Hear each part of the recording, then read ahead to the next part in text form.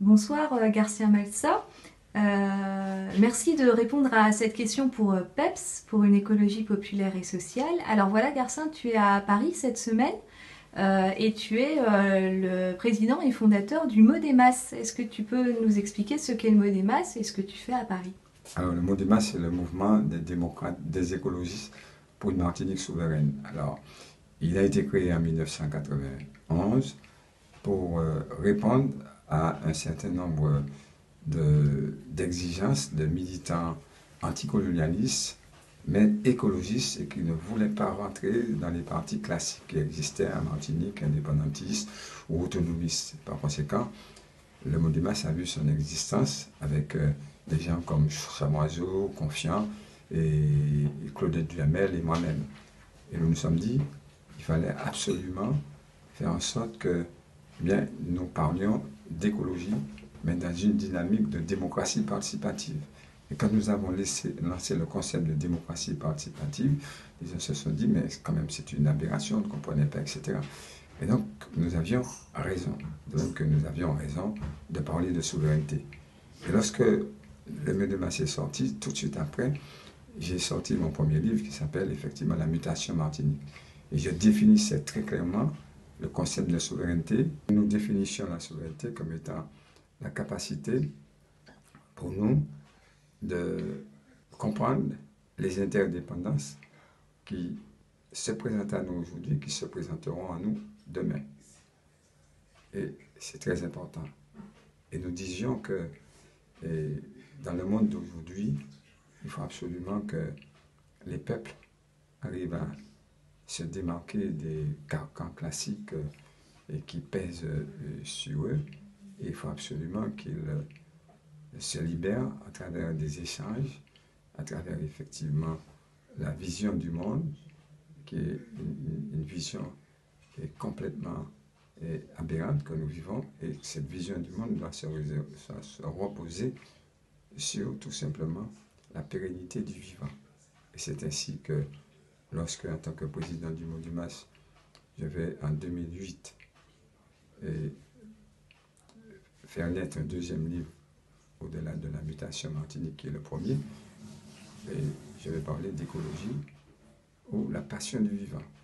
Et je vais définir très clairement cette passion du vivant comme étant une vision écosystémique du monde. C'est-à-dire le monde, c'est un écosystème et dans lequel les autres écosystèmes sont non pas isolés, mais interdépendants et évoluent en se respectant, en échangeant entre eux. Et ça, c'est très important pour nous. Et chaque écosystème a son identité, mais chaque écosystème, effectivement, en respectant l'identité de l'autre, arrive à un équilibre global tel que nous rencontrons dans la nature, notamment dans les écosystèmes naturels tels que la forêt, et la mangrove, toutes les zones humides, etc. Donc c'est important pour nous.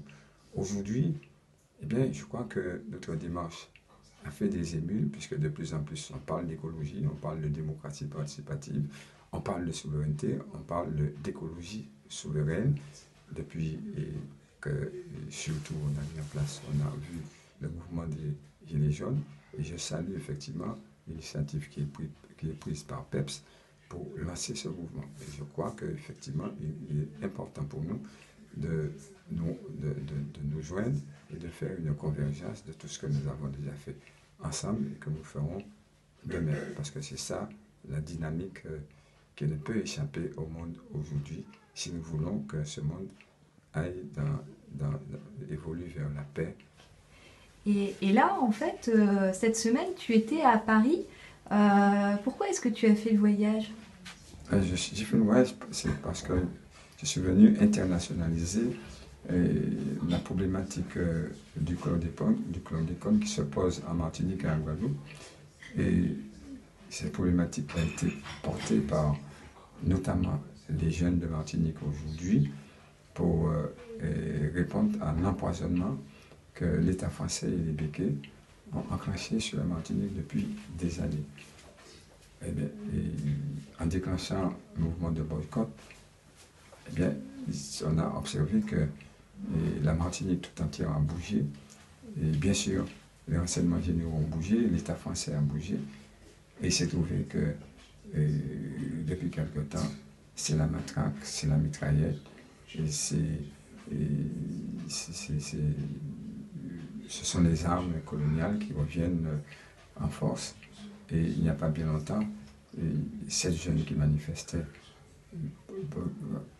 pour le boycott des centres commerciaux Ayotte en Martinique ont été arrêtés et ont été emmenés au tribunal. Le procès n'a pas pu être fait et le procès a été renvoyé le 3 juin. Le procès n'a pas pu être fait parce qu'effectivement il y avait une grosse mobilisation et la justice a été surprise. Donc oui, le chlordécone, c'est bien le pesticide des bananiers qui engendre des cancers et qui touche toute Alors c'est une molécule active et qui est un perturbateur endocrinien qui se trouve dans des pesticides qu'on a utilisés pendant longtemps dans les bananiers. Et il se trouve qu'aujourd'hui, 92% de la population martiniquaise se trouve malade à cause de ce chlordécone, malade de maladies métaboliques, telles que par exemple les cancers de la prostate, les cancers des intestins, les cancers des seins, les cancers de la thyroïde, et j'en passe. Toute forme de déformation. Et aussi, on observe que des jeunes, plus particulièrement les jeunes femmes, sont atteintes effectivement d'infertilité. C'est une maladie, c'est une situation excessive. On regarde dans nos pays, Martinique et la Guadeloupe, la situation est pareille. Et il se trouve qu'il y a une très forte mobilisation pour exiger que les pollueurs payent, que les criminels que sont l'État prioritairement et les béquets qui ont utilisé et commercialisé ce pesticide réparent les dommages commis sur la santé des populations, la santé effectivement de la mer, la santé de la terre, la santé des rivières, la santé de l'eau, bref, la santé de la nature. C'est toute la nature même qui paye les conséquences aujourd'hui. Et par conséquent, effectivement, cette mobilisation conduit les jeunes à parler de plus en plus, à lier leur mobilisation à la question de décolonisation et à la question de réparation, de même la question de la souveraineté. Telle est la situation aujourd'hui, c'est pourquoi nous sommes venus à Paris dire au peuple français comment est la situation en Martinique et en Guadeloupe. Et il faut absolument faire la convergence des luttes qui sont menées ici contre les pesticides, contre effectivement tous ceux qui produisent ces pesticides qui tuent. Et par conséquent, c'est le même combat. Et contre les crimes écologiques en général. Crimes écologiques, et nous espérons que le 3 juin, il y aura une grosse mobilisation de tous, puisque le procès est fixé le 3 juin. Merci beaucoup, Garcin. D'accord, merci. Bon retour.